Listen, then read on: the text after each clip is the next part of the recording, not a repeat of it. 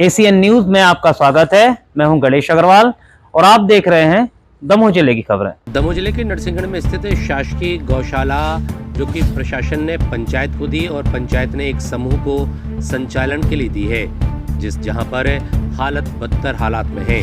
इस शासकीय गौशाला को कोई मालती जैन संचालित करती हैं। उसी शासकीय गौशाला में वेटनरी डॉक्टर हरिराम मांझी और उनके सहायक पदस्थ हैं। इन सबके होने के बावजूद भी गौवंश की हालत दयनीय है। इस संबंध में जब हमने जिला वेटनरी अधिकारी संजय पांडे से चर्चा करनी चाहिए तो उन्होंने नरसिंहगढ़ शासकीय गौशाला के संबंध में कुछ भी कहने से मना कर दिया।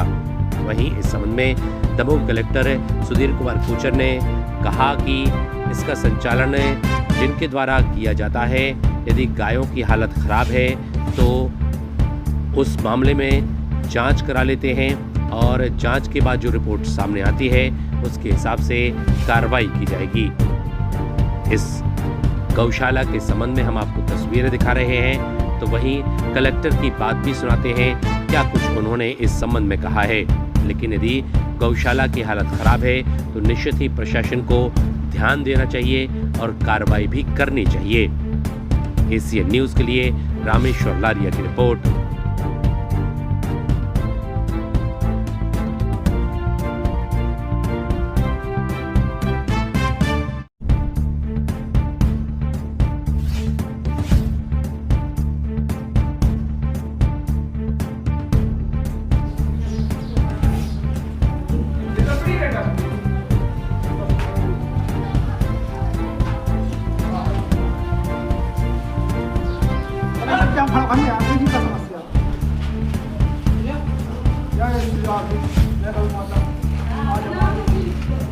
इसको का समस्या का जुगाड़ नहीं होगा।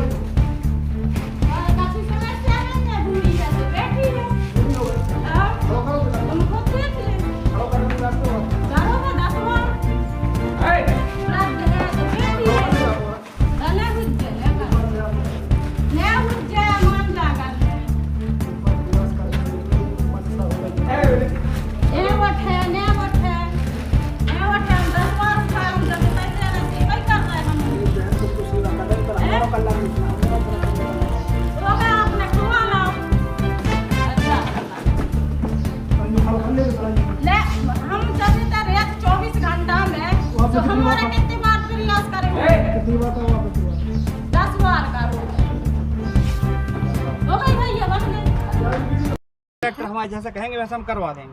जैसा निर्देश मिलेगा पैसा कलेक्टर नहीं, हम पांडे सर हाँ पांडे सर से ही बात करेंगे। हाँ बात कर लीजिए, जो भी होगा वो आ जाएगा तो वो लिख देंगे। इन लोगों को जाने दो तो आप लिखित में दे दो तो। अब भाई आपने वीडियो बनाया ना, इनका ये कहना है जब तक वहाँ से सरकार नहीं बोलेगी इसके अंदर कोई नहीं घुसेगा। ठीक है। फिर एक काम करो, चल के भोपाल सीएम सर से बात करो। ठीक है सीधी बात कि सर ये हो रहा है, नहीं तो क्या कर।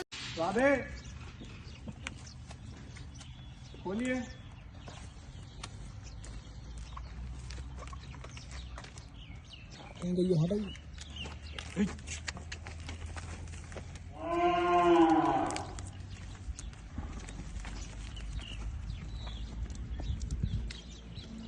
बोलिए।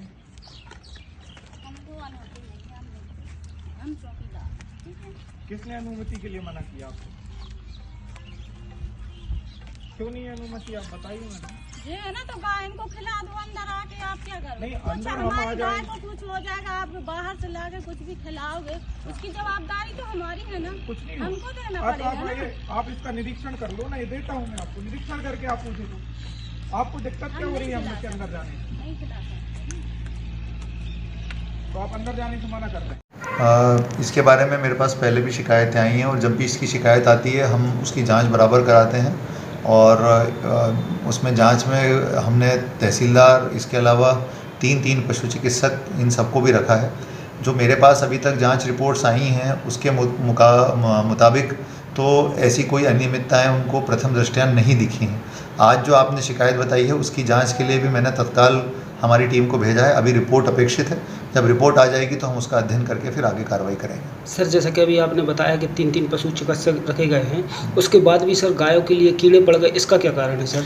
मैं वही कह रहा हूँ कि मैंने जो जांच कराई थी वो 3 पशु चिकित्सकों से कराई थी और उन्होंने रिपोर्ट दी थी कि कहीं कोई ऐसी दिक्कत नहीं है, सारी चीज़ें ठीक चल रही हैं वहाँ पर। उन्होंने बड़ी विस्तृत रिपोर्ट दी है। अब आज की जो घटना है इसकी जांच के लिए मैंने अभी भेजा है इन लोगों को।